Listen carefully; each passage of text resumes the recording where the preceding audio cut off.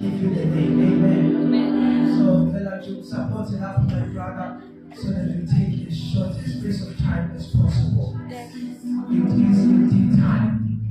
He is the rose of Sharon, the ancient of days, the Alpha and the Omega, the one who lives, the one who is alive, the master of all creation. They try to debate him, but they could not overcome him. They try to cause a controversy, but that's why they don't tell them. Don't tell them he is the rose of Sharon. He is the Shekinah glory. He is the Alpha and the Omega. The one who does not end before he begins, neither does he begin before he ends. What is the Shekinah? Jesus is the King of glory. Jesus is the one who must be.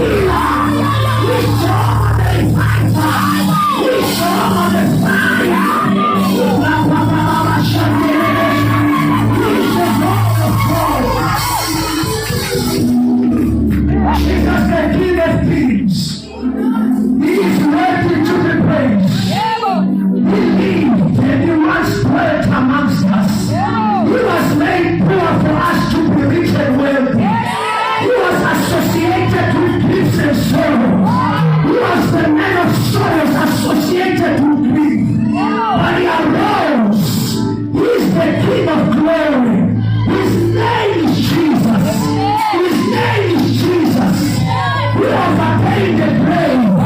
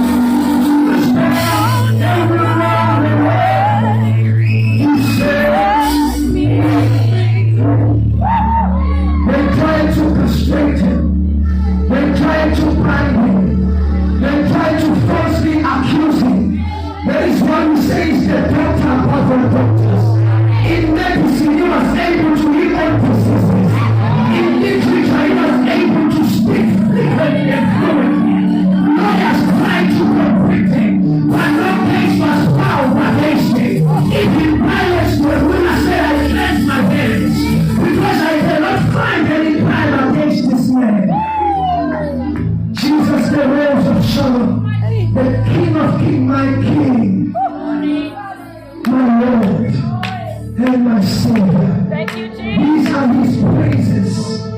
These are His praises.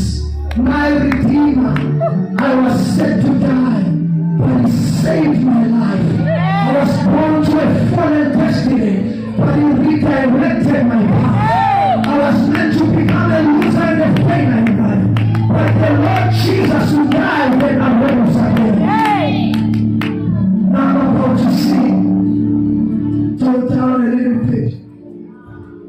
Says, God cannot keep His praise. Jesus, my Savior, He told the past away. Jesus, my Lord, from the grave He arose with the mighty triumph of His foes. He arose and picked up from the ground, holding, and He reigns forever with His saints to reign. He arose, He arose, hallelujah, Christ arose. And I sit down, there is a declaration that says, who has believed our report, and unto whom has the arm of the Lord been revealed. He was made poor for us to be made wealthy. He was bruised for our transgressions. The chastisement of us all, the iniquity of us all was laid upon Him. Yes, indeed, the Lord declared that He shall separate the spoils unto Him, and He shall give Him the eternal kingdom. That is Christ Jesus. That is my point.